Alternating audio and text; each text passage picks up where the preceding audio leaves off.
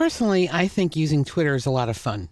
And it's fun reading what my followers are tweeting about. It's fun for me to post occasional tweets. Some days I go without tweeting at all. Some days I tweet 20 times. It depends on my schedule. But I run a business too. I have to pay the mortgage. I have to pay employees. I have to pay insurance. And I don't want to be spending, a half hour a day on Twitter or so without knowing that it's actually increasing my business. Yes, I do learn things by reading other people's tweets and their links and so on. But when I'm posting things about our conference or about blog posts or new services, I want to make sure that that is going to encourage people to visit my website, to purchase an ebook, to fill out a request for a quote form, to subscribe to my newsletter. So how do you track the effectiveness of your tweets? How do you evaluate if you're getting, the ROI? I hate that term, but if you're getting a return on your investment in time and effort?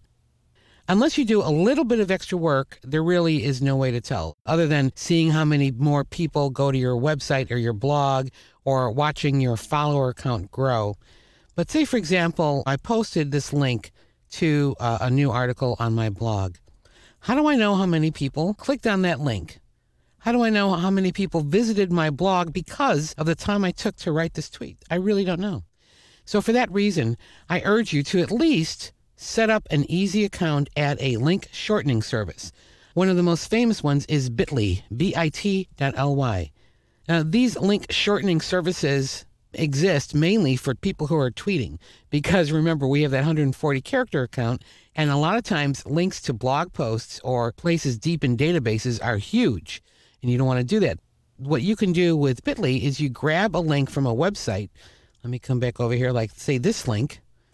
Well, that's not that huge, but let's just select that and copy it. And then you go to one of these shortening services like Bitly, click in here, paste, and it automatically shortens it.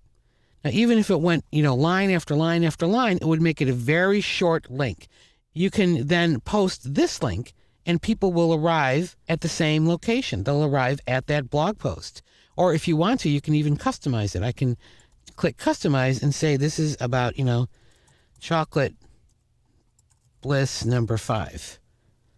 Customize. If it's already been used by somebody else, you'll get a warning that you can't use it. It has to be a unique URL. And then that gets added. I've actually logged on to my main Bitly account that I use for Anne Marie Concepcion stuff. It gets added to my list of links. And now I can copy that link. And when I go to my Twitter feed and write a new post, I can say, I'm so proud of this post. Let's see, blog post. There we go. And paste it in there and tweet that. And when somebody clicks that link, I'm going to right click and open it in a new tab. They arrive at the same page as if I had pasted in that original URL. So it allows you to make long links short. But the main point here, remember this video is all about evaluating your efforts, is that when you register for one of these shortening services, I've already logged in, it tracks how many people click on those links. So let's scroll back here. You can see I posted InDesign CS5 announced new features, subscription pricing. This is a big article that we put on our InDesignSecrets.com blog, and I shortened it, and then I can see that 229 people clicked on there. So I know exactly how many people were clicking on that Twitter link. And sometimes it really balloons up a number because people are retweeting. And as long as they maintain the same short URL, I've noticed some people sometimes change it to their own short URL.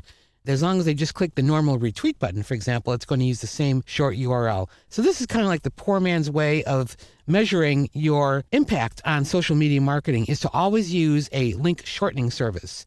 Now, if you want to extend that, though, if you want to see, well, okay, so they clicked on that link and they read that blog post, but then did they go on to actually order anything? Did they go on to, fill out the form rather than they just arrived at the form page? Did they fill out the form? Did they click submit? Then you need to go a little bit further.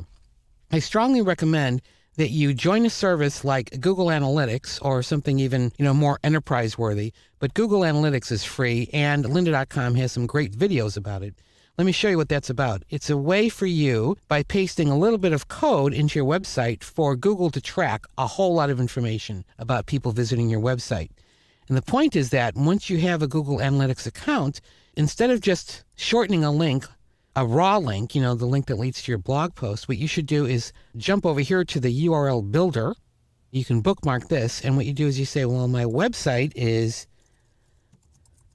Bliss number 5. And then you add the actual raw link. So let's go back here and say, this is it. And we'll just paste that in. And then you need to fill in at least 3 fields here: the source, the medium, and the campaign name. Term and content, those are mainly for like if you're doing A/B testing of advertising or you're using paid keywords. But the campaign source would be Twitter, right? Is it Google? Is it City Search? What is the medium? It could be, a tweet. It could be you're trying to measure the links in your bio, something like that. But we're just going to say tweet. And what's the campaign name? And you can give this a name like, this would be New Chocolate Boxes. And then you just say generate URL. Now it gives you a really long URL, and you would select all this, copy it, go back to Bitly or whatever service that you're using, paste that in here. It shortens that one. We're going to customize this. You don't have to customize it. I always do. Chocolate 2, Bliss number 5. And then this Chocolate 2, Bliss number 5 is the link that you add when you tweet. And this post too. Now, when people click on this link, you'll not only see it here in your Bitly tracker, how many people clicked on the link, but also if you log into your Google Analytics account, which I have done here. This is our InDesign Secrets Google Analytics, and we are currently not running any of these kind of tracker links.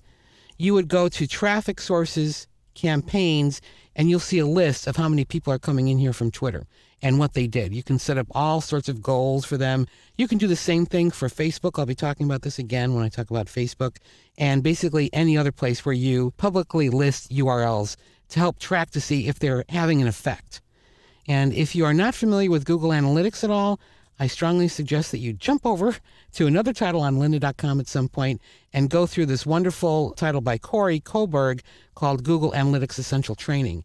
Down here in Chapter 9, he's got all sorts of information about those traffic sources. Remember, that's why I said go to traffic sources and then click campaigns, so you can figure out the best way to measure the impact of all this effort that you're making with your Twitter feed.